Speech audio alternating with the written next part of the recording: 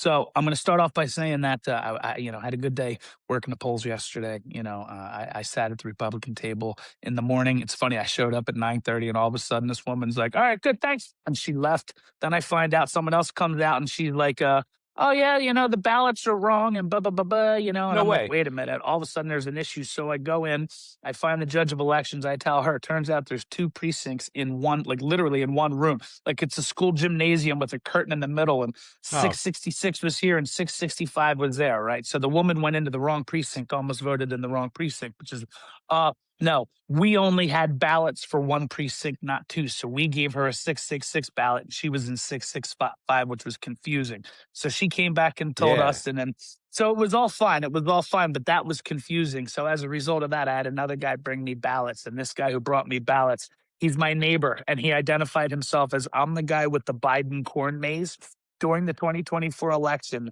This guy, he's got a beautiful house. He's got a front lawn. It's a mile long. His house sits way back. Like I was like, oh, you're that house, right? So anyway, so Wait, his I'm curious about the Biden, Biden corn maze. Is it like just like a straight line, but you still get lost?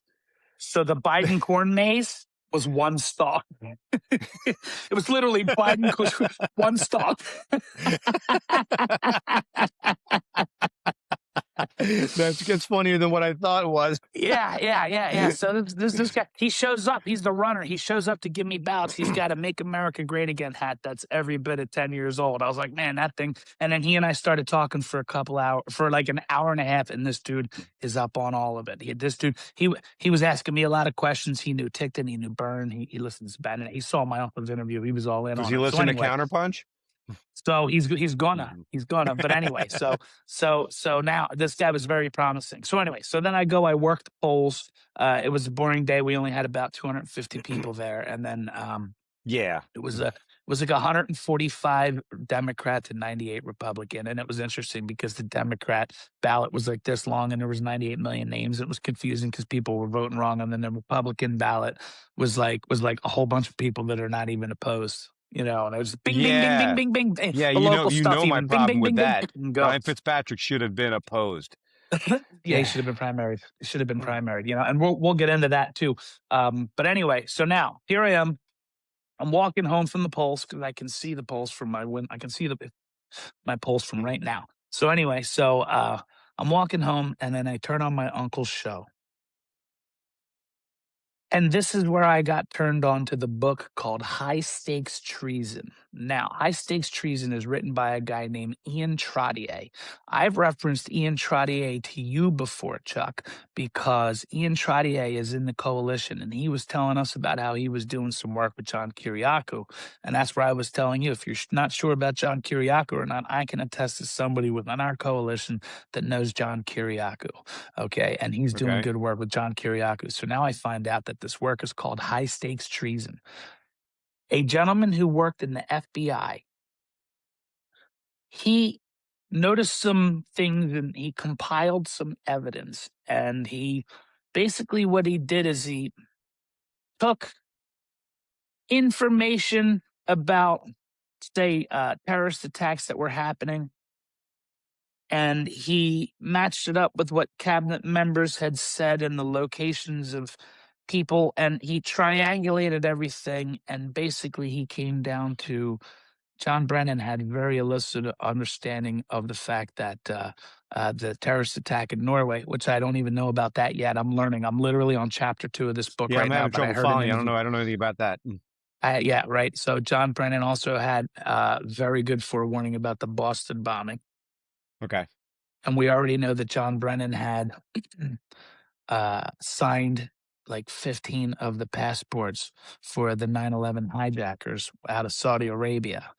Okay, so the gentleman who compiled this information brought it to the FBI and was promptly fired. And then he had an FBI agent that he had worked with that he respected, said, if you continue to push this, you're going to get into a car accident. He said it in front of the FBI agent's 16-year-old daughter. She's like, did he just threaten you? Yeah, over what? Over the Norway stuff. That's what this gentleman said in an interview last night.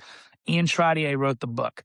I'm literally 2 chapters into this book where I'm going to learn about this information that I just presented to you. It certainly would appear, based upon the information that they have, and I'll understand better in 11 hours worth of listening, how the Obama administration was basically complicit in covering a lot of this stuff up to the point where this Norway terror attack, which you don't know about, which I No, I didn't don't know know about about it. this. None of this Right. surprises me, but I don't know anything about it. So this guy Donovan said one of the things that tipped him off to how odd it was is that they were reporting this terror attack. And then when he became a whistleblower and went to the FBI to let them know, all of a sudden the next day, all networks, CNN, Fox, MSNBC, they all stopped reporting on it because I guess they figured out that they didn't want other people flipping over stones. And then also the contention is that if Edward Snowden, who was Mhm. pivotal in getting a lot of this information released, was able to come back to America, he would bury these guys. It really, really, really looks like John Brennan was the handler. I'm gonna take away from what these guys are saying and just tell you from what I've seen and what I've heard in a lot of different directions. It's potential that John Brennan was the Obama handler, and I'm just going based on the very first chapter where we're getting the biography of John Brennan. Mhm. And of all the places that John Brennan could have visited as a youngster, college age, where he could have potentially been recruited into the CIA, it happened to be Indonesia, Mhm. where we know that Barack Obama's mother worked for the Ford Foundation, which is an intelligence thing, and also USAID, which is obviously she worked for both of them. Obama visited Indonesia, and now we're finding out that John Brennan visited Indonesia, and this is all in the 70s. Right. Well, Obama visited Indonesia. I think no, but Obama visited Indonesia as a youngster. But anyway, the point is that when you do this research, all of a sudden you see these patterns that emerge, and Indonesia really seems to be a hub or a foundation or a basis for where part of this network that really is trying to overthrow America and has allowed terrorist attacks to happen. That's why the book is called High Stakes Treason, has allowed terrorist attacks to happen, Yeah. in allied countries that we're supposed to protect, and as well as on our sovereign soil. Well, a little side note on the Indonesia thing. Since Elon Musk has now put it where you can find out where where posts are coming from, a lot of the propagandist ones are coming from Indonesia. Not Not entirely, but I interesting. mean that's another. It's another. Unless I got it wrong, I think it's another home base for. Oh, Donald Trump thinks he's a king, sent from Indonesia, or whatever. Yeah, Exactly, that's all right. exactly. So I have to check out that book. What's it called again? It's called High Stakes Treason by a guy named Ian Trottier. Now, let me tell you this. 2 days ago, or yesterday, when I heard the interview, the person who was the information behind this Ian Trottier book, who they name in the book, who these guys they're in physical danger because of what they're putting out there. He did in the last couple of days, I believe it was as recently as in the last couple of days, presented to a Senate Judiciary Committee. And Ian Trottier has put this in front of, there was one senator, and I think it was Grassley, he said, where he stood up and he said, Senator Grassley, can I have your attention? I have this book. And Grassley went, yeah, I know about that. I'm going to have one of my staffers contact you. And within 10 minutes, the staffer contacted them. And as of last night, he was still waiting to hear back. But somebody who was working in one of the CIA stations, which once I finish the book, I'll understand, that overlapped with John Brennan back in the day, told these guys that it was something to the effect of they had the tiger by the tail with Yeah, John Brennan. so I'm guessing this is part of the grand conspiracy. It's being tied in with that. Okay, look, yeah, great. I have to check this Yeah. out so I can be even less surprised when the grand conspiracy finally comes out and we get to see it. And yeah, And we're here's the all last piece. waiting for it. What's that? It's coming. It's coming. Yeah. It's coming. It's coming. And from what I hear this month, we're going to get some stuff, but the biggies aren't going to happen until October. But anyway, so I instantly downloaded this book. Mhm.